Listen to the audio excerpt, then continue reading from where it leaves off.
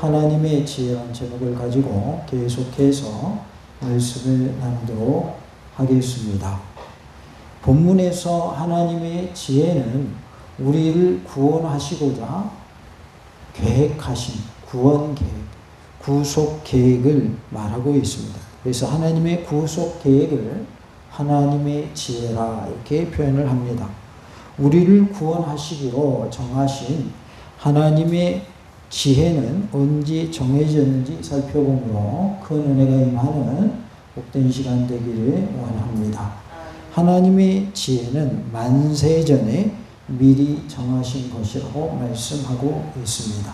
7절에 오직 은밀한 가운데 있는 하나님의 지혜를 말하는 것으로서 곧 감추어졌던 것인데 하나님이 우리의 영광을 위하여 만세전에 미리 정하신 것이라고 말씀합니다.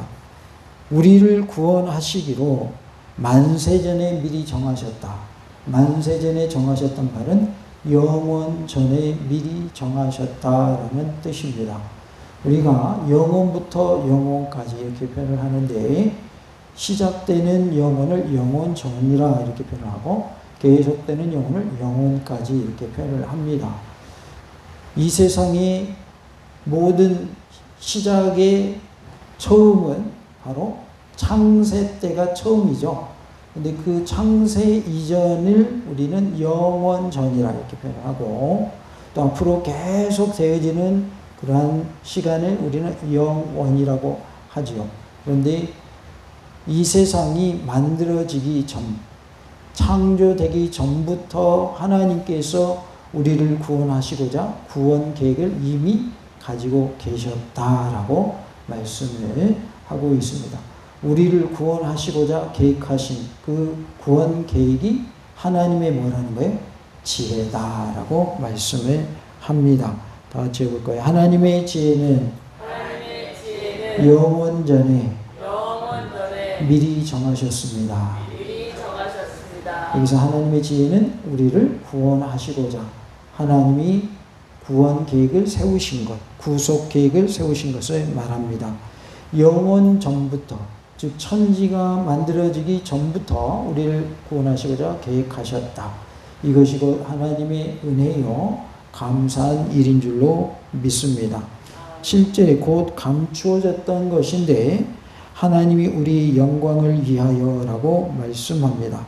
바울은 우리의 영광을 위하여 표현함으로써 하나님의 인자하심을 돋보이게 하고 있습니다. 결국 7절에서 바울은 하나님의 지혜라 할 수 있는 구속 계획은 인간의 상상을 초월하는 지혜라 이렇게 표현을 하고 있어요. 그래서 인간의 상상을 초월하는 하나님의 생각으로서 만세전에 이미 구상되었고 복음을 통해서 인간의 구원을 위해 알려진 것임을 증거하고 있습니다. 그래서 하나님의 이 구원 계획은 복음을 통해서 알려지게 되었다라는 것을 말씀합니다.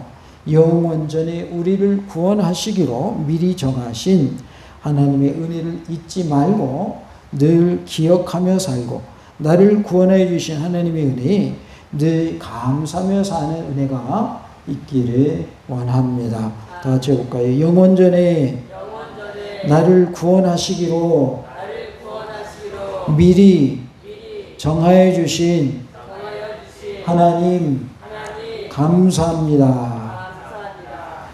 오직 은밀한 가운데 있는 하나님의 지혜를 말하는 것으로서 그 감추어졌던 것인데 하나님이 우리의 영광을 위해 만세전에 미리 정하신 것이라 라고 7절에 말씀하고 있고 8절에는 이 지혜는 이 세대의 통치자들이 한 사람도 알지 못하였나니 만일 알았더라면 영광의 주를 십자가에 못 박지 아니하였으리라 라고 말씀을 하고 있어요. 통치자들이 이 지혜를 한 사람도 몰랐다. 그래서 예수를 어떻게 했다? 십자가에 못 박았다 라고 말씀을 하지요. 영광이라는 형용사는 대개 하나님 아버지와 함께 사용되었고 그리스도 예수의 신성을 보여주는 호칭입니다. 그래서 영광의 주는 바울 서신에서는 고린도전서 2장 8절에서만 나타나고 있습니다. 바울은 8절에서 그리스도 예수님에게 적용할 수 있는 최고의 호칭을 사용하여서 십자가의 수치와 극명하게 대조를 보이고 있습니다. 십자가의 수치를 당하신 예수님과 아주 극명하게 대조를 이루는 표현이 뭐냐면 영광의 주라는 표현이다라는 것이죠. 영광의 주와 십자가는 어때요? 이렇게 보여지는 모습을 봐서는 어울리지 않아요? 어울리지가 않죠. 영광의 주 하면 부활하신 예수님 이렇게 하면 어울리죠. 그런데 십자가에 못 박히신 예수님 그러면 영광의 주라는 표현이 어울리지 않아요. 그러나 그것은 육적으로 볼 때 그런 것이고 영적으로 볼 때에는 십자가에 못 박히신 예수님이 바로 영광의 주님이시다라는 것을 알 수 있습니다. 최고의 호칭을 이렇게 써서 십자가의 수치와 극명한 대조를 이루게 하고 있습니다. 바울이 그리스도 예수님의 영광을 강조하는 이유는 7절에서 언급한 대로 그분의 영광이 우리의 영광을 위한 것이며 그것은 오직 그리스도 예수님께서만 이루실 수 있음을 보여주기 위함입니다. 그래서 영광을 드러내시는 분은 누가 하실 수 있는 부분이에요? 예수님만 하실 수 있는 부분이나 우리 사람 중에 어느 누구도 영광을 드러낼 수 있는 사람은 없다라는 것을 강조해 주는 표현이 바로 영광의 주라는 표현입니다. 그래서 영광을 드러내시는 주가 되시는 분은 예수님이시다라는 것을 말씀해 주고 있습니다. 9절을 보니까 기록된 바 하나님이 자기를 사랑하는 자들을 위하여 예비하신 모든 것은 눈으로 보지 못하고 귀로 듣지 못하고 사람의 마음으로 생각하지도 못했다함과 같으니라 라고 말씀을 하고 있어요. 하나님께서 예비하신 것을 눈으로 못 본다, 귀로 듣지 못한다 이렇게 표현을 하고 있어요. 그리고 사람의 마음으로 생각하지도 못한 것이다 라고 말씀을 합니다. 그러니까 하나님의 지혜, 하나님의 구원 계획은 눈으로 볼 수 있는 것도 아니었고 귀로 들을 수 있는 것도 아니었고 우리 인간의 마음의 생각으로 알 수 있는 것도 아니었다라는 것이죠. 9절의 인용 출처를 알아내기는 어렵습니다.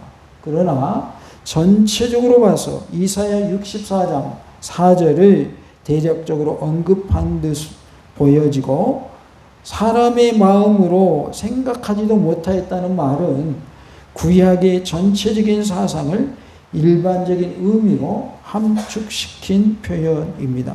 이사야 64장 4절에 주 외에는 자기를 앙망하는 자를 위하여 이런 일을 행한 신을 옛부터 들은 자도 없고 귀로 들은 자도 없고 눈으로 본 자도 없었나이다 이렇게 표현을 하고 있어요. 이런 일을 행하신 신을 옛날부터 들어본 적이 없다. 귀로 들은 자도 없고 눈으로 본 자도 없다. 그러니까 오래전 옛날부터 본 사람도 없고 눈으로 본 사람도 없고 귀로 들은 사람도 없다라고 표현을 하고 있습니다. 한편 예비하신이라는 동사는 하나님께서 자신의 계획을 이루어가고 계신다는 실제의 사상을 강조해주고 있습니다. 그러니까 이미 우리를 구원하시기로 예정하셨다, 예비하셨다. 그리고 그 일을 뭐 하시냐면 성취하셨다라는 것을 말씀해주고 있는 거죠. 그러니까 천지창조 이전부터 영원 전부터 구원계획을 세워놓으셨고 그 후에 천지를 창조하심으로 시간이 시작되었고 시간이 시작된 후에 구약의 예언이 있었고 구약의 예언의 성취로 누가 오시고요? 예수님이 오시고 예수님이 오신 목적을 이루시기 위해서 어디에 못 박히시고 십자가에 못 박히시고 십자가에서 피 흘려주시고 그리하여 누구든지 예수를 믿기만 하면 죄사함을 얻고 구원을 얻는 복을 주셨죠. 그런데 이런 것들은 어느 누구도 본 사람도 없고 들은 사람도 없고 마음으로 생각해낸 사람도 없었다. 이 하나님의 구원 계획은 누구만이 하실 수 있는 계획이냐? 하나님만 하실 수 있는 계획이다라는 것을 말씀하고 있습니다. 10절에 보면 오직 하나님이 성령으로 이것을 우리에게 보이셨으니 성령은 모든 것 곧 하나님의 깊은 것까지도 통달하시느니라 라고 말씀을 하고 있습니다. 성령님을 통해서 우리에게 보여주셨다는 거예요. 우리 스스로는 하나님의 구원 계획을 알 수 없고 볼 수도 없는데 누구를 통해서 알게 하셨냐면 성령님을 통해서 우리에게 보여주심으로 알게 해주셨다는 거예요. 오직에 해당하는 헬라어가 사본에는 그러나로 되어 있는데 어떤 사본에는 왜냐하면으로 되어 있습니다. 우리 개역 성경은 그러나라는 것을 취하여서 앞구절과 역적 관계, 즉 반대 관계로 보았습니다. 그리고 헬라어 본문에는 우리에게라고 하는 말이 문장 초두에 나와 강조되고 있습니다. 그래서 우리에게 오직 하나님이 성령으로 이것을 보이셨으니 이런 식으로 우리에게라는 말이 앞에 나와서 강조되고 있다. 하나님께서 우리에게 성령님을 통해서 하나님의 계획을 깨닫게 해주시고 알게 하시고 보여주셨다. 그러니까 누구를 통해서 하나님의 구원 계획을 알 수 있는 거예요? 성령님을 통해서. 여기에서 성령님을 통해서 우리에게 구원 계획을 알게 하셨음을 밝히고 있습니다. 이 세상의 통치자들이 깨달았다고 그랬어요? 깨닫지 못했다고 그랬어요? 깨닫지 못했다고 했죠. 이 세상의 통치자들이 깨닫지 못했던 하나님의 깊은 지혜가 선지자와 사도들 그리고 모든 그리스도인들에게 계시되었습니다. 계시되었다라고 하는 것은 깨달아 알게 주셨다 그 말이에요. 드러나게 하셨다. 우리가 그냥 계시 그러면 미래에 되어질 예언을 계시다 이렇게 생각하기 쉬운데 계시 원래 의미는 깨닫지 못한 것을 드러나게 하셔서 깨닫게 하시는 것, 이걸 계시라고 하는 거예요. 그래서 하나님의 이 구원 계획을 깨닫게 하시되 모든 사도들에게 뿐만 아니라 예수를 믿는 모든 그리스도인들에게도 알게 하시고 깨닫게 하시고 보여주셨는데 누구를 통해서 그 일을 하셨다고요? 성령님을 통해서 그 일을 하셨다라고 말씀을 하고 있습니다. 바울이 10절에서부터 16절까지 줄곧 우리라는 대명사를 주로 사용한 것은 계시가 바울뿐 아니라 모든 사도들에게 주어진 것임을 시사해 주고 있습니다. 그래서 우리라는 단어를 계속 쓰고 있는데 이 우리라는 단어를 씀으로써 바울에게 뿐만 아니라 모든 사도들에게도 하나님이 계시해 주셨다, 깨닫게 해 주셨다라는 것을 강조하기 위하며 예수를 믿는 우리 모든 그리스도인들, 모든 성도들에게도 성령님을 통해서 깨닫게 해주셨다, 알게 해주셨다라는 것을 말씀합니다. 11절에 사람의 일을 사람의 속에 있는 영 외에 누가 알리요? 이와 같이 하나님의 일도 하나님의 영 외에는 아무도 알지 못하느니라 라고 말씀을 하고 있어요. 사람의 일은 사람의 속에 있는 영이 안다. 하나님의 일도 하나님의 영이 안다. 그러니까 사람의 영 아니고서는 사람의 일을 알 수 없고 하나님의 영이 아니고서는 하나님의 일을 알 수 없다. 이렇게 표현하고 있는데요. 11절은 인간의 지혜를 이해하기 위해서 인간의 영이 필요한 것과 마찬가지로 하나님의 영적인 지혜와 진리를 이해하려면 성령님을 통해서만 가능하다는 사실을 말씀하고 있어요. 그러니까 하나님의 일은 거룩한 영이신 누구를 통해서만 알 수 있다? 성령님을 통해서만 알 수 있다라는 것을 강조하기 위해서 이렇게 표현을 하고 있는 것이죠. 11절에서 언급된 영은 헬라어로 푸뉴마라는 단어인데 하나님과 사람의 영을 모두 지칭하기 때문에 사고하고 행동하는 실제적인 인격을 가리키고 있습니다. 그래서 살아있는 사람에게는 영이 있는 거죠. 그리고 하나님의 일, 성령님의 일, 영적인 일은 성령님을 통해서 알게 하시는 거죠. 그래서 살아있는 인격체다라는 것을 말씀을 합니다. 12절에 우리가 세상의 영을 받지 아니하고 오직 하나님으로부터 온 영을 받았으니 라고 말씀을 하고 있어요. 우리는 하나님의 영을 받은 자인 줄로 믿습니다. 다 같이 합시다. 우리는 하나님의 영을 받은 자입니다. 하나님의 영 하면 누구를 말하냐면 성령님을 말하고 있어요. 그래서 하나님으로부터 온 영, 예수님으로부터 온 영을 우리는 성령님이라고 하고, 성령님의 의미는 거룩한 영이시다, 그런 뜻이죠. 그래서 우리가 하나님의 영을 받았다, 하나님으로부터 온 영을 받았다라고 말씀을 하는데, 우리가라는 말을 10절에서 마찬가지로 문장 초두에 이렇게 사용함으로써 우리가라는 말을 원어에서는 강조하고 있는 것을 알 수가 있어요. 우리말 성경에도 우리가라는 말이 맨 앞에 나오죠. 그래서 우리는 세상의 영을 받은 자가 아니요 하나님의 영을 받은 자인 줄로 믿습니다. 이렇게 하나님의 깊은 지혜를 알 수 있는 특별한 은사를 받은 대상이 다름 아닌 그리스도인임을 역설하기 위한 것입니다. 우리라는 표현은 여기서는 예수를 믿는 성도들, 그리스도인들을 말하고 있다. 그래서 그리스도인들은 성령님을 받은 자들이다. 거룩한 영을 받은 자들, 하나님으로부터 온 영을 받은 자다라는 것을 말씀을 하고 있어요. 그러니까 성도와 성령님의 관계는 아주 긴밀한 관계이며 떼일래야 떼일 수 없는 관계다. 성령님으로 충만한 자가 성도다, 이렇게 볼 수가 있는 거죠. 성령으로 충만하지 아니하고 세상으로부터 온 영, 마귀의 영이 충만하다면 성도라 볼 수 없겠죠.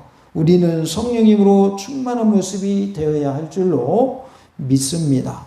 12절에서 우리는 바울 자신을 포함한 사도들을 가리키지만 넓은 의미에서는 하나님의 성령에 의해서 인도함을 받는 자들까지도 포함하고 있습니다. 우리는 성령님의 인도함을 받는 자인 줄로 믿습니다. 성령님의 인도하심 따라 행하는 복된 삶이 다 되시기 바랍니다.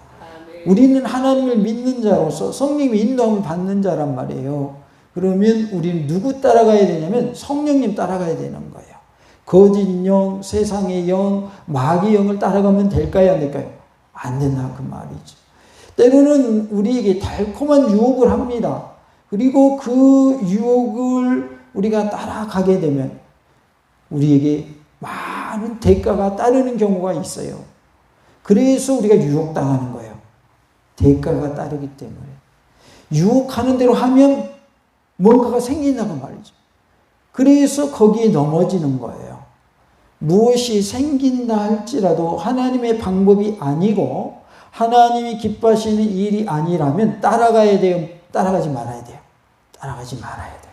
다음 주 하나님이 싫어하시고 기뻐하시지 않으면 따라가면 안 됩니다.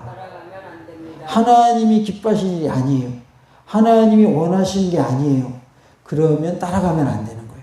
그것을 내가 함으로 인해서 내게 이익이 있고 무엇인가 큰 것을 얻게 된단 말이죠. 그럼에도 불구하고 하나님이 싫어하시는 일이다, 하나님 기뻐하시지 않는 일이다 라고 한다면 많은 것이 생길지라도 그것을 우리는 과감히 버릴 수 있어야 돼요. 버릴 수 있어야 돼요. 대를 위해서 소를 희생한다는 표현이 있지요. 하나님의 공의를 이루기 위해서 나의 이익을 뭐 할 수 있어야 돼요? 버릴 수 있어야 되는 거예요. 나의 이익을 줬다가 하나님의 선하신 뜻을 놓쳐버리는 수가 있다는 것이죠.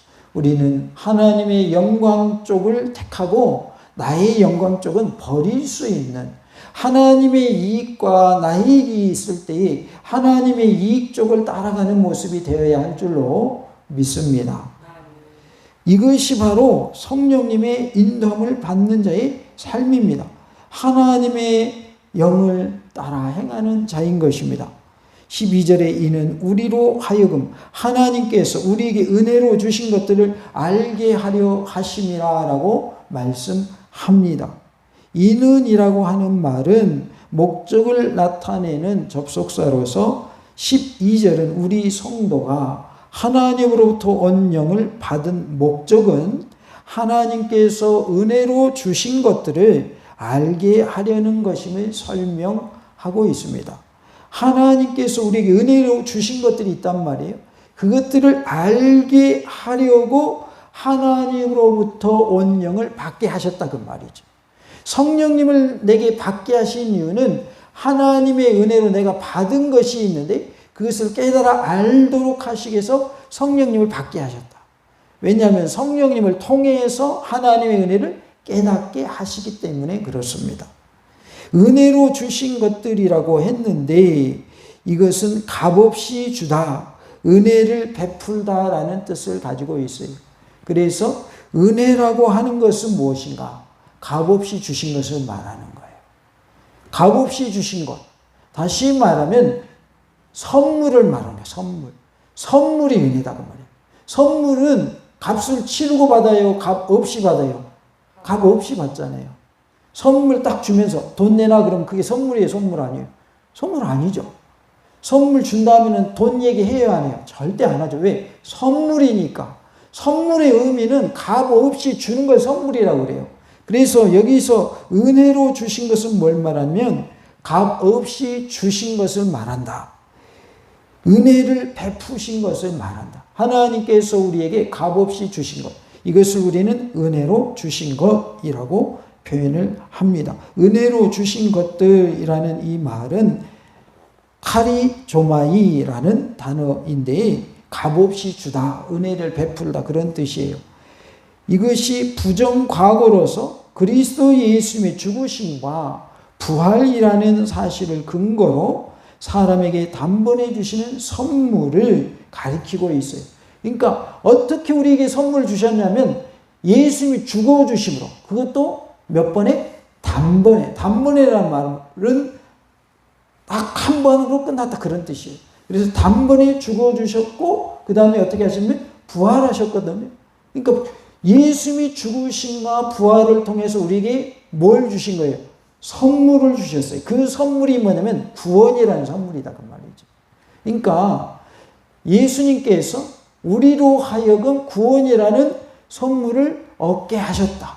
근데 그 구원의 선물을 주실 때에는 값을 예수님이 대신 지불하셨고 빚값을 통해서 우리에게는 그 값을 지불하라고 말하신다 안 하신다? 안 하신다. 왜? 예수님이 이미 지불하셨기 때문에. 피 흘려 주심으로 우리의 구원값을 다 치러주셨단 말이에요. 죄값을 다 치러주셨어요. 죄를 다 사는 그러한 능력이 있는 피를 흘려주셨기 때문에 이미 예수님이 피값을 통해서 대가를 지불을 하신 거죠. 예수님의 보혈로 피값을 통해서 다 지불하셨다. 그렇기 때문에 우리의 죄값이 다 예수님의 피로 다 지불되었기 때문에 우리에게는 그저 예수님을 믿기만 하면 그 구원의 선물이 주어진다. 그래서 값없이 주신 것을 하나님의 은혜라고 한다.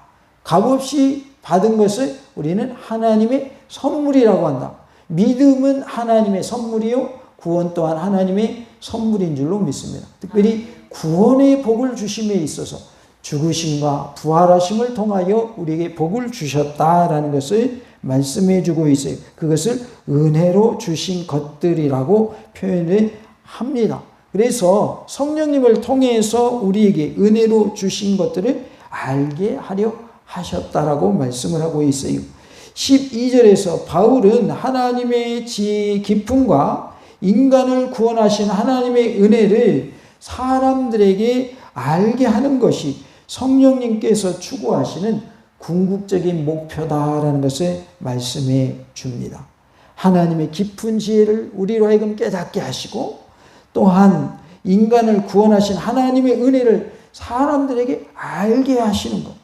이것이 성령님이 하시고자 하는 일이라고 말이죠. 성령님의 궁극적인 목표는 우리로 하여금 하나님의 지혜의 깊음을 깨닫게 하시고 하나님의 은혜를 알게 하시는 것이다. 그래서 성령님을 통해서 우리가 말씀을 깨닫게 되는 것이고 그 깨달은 말씀대로 예수님을 믿게 되었고 믿는 그 믿음으로 우리는 구원함을 얻게 된 줄로 믿습니다. 하나님은 성령님을 통하여서 사람들에게 계시하시고 성령님의 조명으로 말미암아 그 계시를 깨닫게 하십니다. 그러니까 성령님을 통해서 깨달아 알게 주시는데 성령님의 조명을 통해서 그것을 확실하게 알게 하신다는 거죠. 그래서 사람들에게 펼쳐 놓으셨다. 계시해 놓으셨다. 그리고 성령님께서 조명해 주심으로, 조명이 있죠. 빛이 비치면 빛이 비춰주는 그 부분은 잘 보여요, 안 보여요? 잘 보이죠. 그러니까 성령님의 조명하심이 뭐냐면 하나님의 말씀에 성령님의 빛이 비춰줌으로 그 말씀의 뜻을 깨달아 알게 해주시는 거예요. 그러면서 그것이 이런 뜻이구나라고 알게 된다라는 거죠. 그래서 하나님께서 성령님을 통하여 계시해 주셨고 계시해 주신, 드러내 주신 그것을 성령님이 집중적으로 조명해 주시고 빛을 비춰주심으로 그것을 깨달게 주셨다라는 것을 말씀하고 있습니다. 다만 사람들이 하나님의 뜻을 분명히 깨닫지 못하는 것은 인간 이성의 취약성과 제한성 때문입니다. 우리 인간의 이성은 취약한 부분이 있어요. 완전하지 않아요. 그리고 우리 인간의 이성은 제한적이에요. 그래서 우리의 이성으로는 다 깨달아 알 수가 없다. 하나님의 뜻을 다 깨달아 알 수 없다는 거예요. 하나님의 지혜는 영원 전에 우리를 구원하시기로 미리 정하신 것입니다. 영원 전에 나를 구원하시기로 미리 정하신 하나님의 은혜에 감사하며 사시는 복된 삶이 다 되시기 바랍니다. 다 같이 해볼까요? 영원 전에 나를 구원하시기로 미리 정하신 하나님의 은혜에 감사합니다. 나를 구원하시기로 미리 영원 전부터 계획하신 그 하나님의 은혜에 늘 감사하며 사시기 바라고, 은혜의 강가에서 생명수 샘물을 마시면서 매일매일 행복한 삶 사시는, 평안의 삶을 사시는 복된 삶이 되시고 말씀 충만한 삶이요 성령님으로 충만한 삶이 되시기를 간절히 원합니다. 할렐루야.